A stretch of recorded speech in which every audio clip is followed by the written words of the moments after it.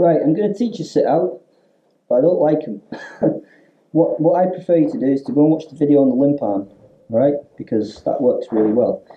Sometimes you get stuck by a really, really strong guy, and you're going to have to sit out. I love people sitting out. It gives me the pin straight away, so they know that's going to happen. But anyway, I'll shut up and I'll teach it. Okay? So he's gone head and arm. He's been really strong. I've tried to limp arm out. Nothing's happened, so I'm gonna have to sit out. All right. When I sit out, I'm gonna sit out in the side of the arm that's choking me. Now that might be wrong for some people, but that's the way I've always done it, and that's the way I've been taught to do it. Okay. If I sit out on that side, he's got an automatic underhook. I don't want him to have an automatic underhook. That would be silly. So what I'm going to do is I'm going to sit out. How do I sit out? I need to build a bit of a base.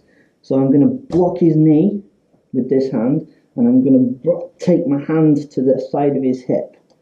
Alright?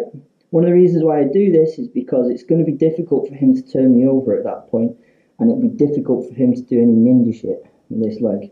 Alright? From here, I'm going to drive towards his hip, and base out, and I'm going to drive this hip underneath, and I lift my head. Okay? At this point, if he keeps a tight hold, I'm just going to keep driving and he's going to turn over. So my head goes near his hip.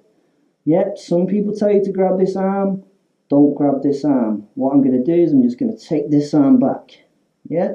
That stretches that grip. Makes it a bit tighter. And it also means that now as I step and I drive my ear towards his hip, I'm going to go old school catch wrestling, block this, so that he can't get to my back. I'm going to drive back and take him here. Okay? I've got to a position where I can work from. It's a half sit out. It works, but it's a kind of last ditch thing. And some of the other sit outs that you taught, unless you break the grip and come out on a single leg, then they ain't going to work. But we'll do that.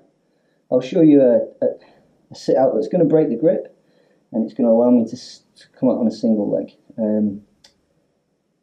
Does it work? Well, we're about to see. Okay, so he goes head and arm this time. I'm going to build some kind of base. All right, I'm going to block this hip. Right, that's the first thing I'm going to do. I look out underneath the armpit. I'm going to lock everything in tight, and then I'm going to sit out. So I'm going to sit. I'm going to build a base, and I'm going to drive my leg underneath. And as I drive underneath, I'm blocking this hip. Alright? I'm going to throw this elbow up in the sky, which is going to probably pop his hands. If his hands pop, what that's going to allow me to do now is it's going to allow me to turn over in this direction. So I'm going to drive my hips up in the air, I'm going to turn over. And I'm going to come out onto this leg. Alright? It's not the most beautiful move in the world, but it's going to let me come out on the single leg. I don't like turning on the arm that's underneath the shoulder. A lot of people will tell you to turn on that arm.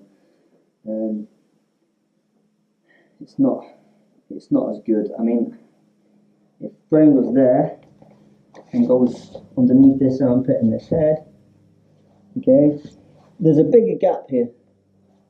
Yeah, so in theory it should be better to go underneath that. But if you look where the leverage is on this, the leverage is underneath my armpit now. Okay, so if he clamps up tight and holds me tight in this position, then there's no way I'm going to turn through that. Alright, unless you're built like an absolute bull, there's no way. But because I can rotate that around and rotate my body in that direction, this side is the easy side to attack with a sit out. Okay, so listen to your coaches, but for me, this is the way to go ahead if you're going to sit out. But limp arm first, just limp arm, that's the best.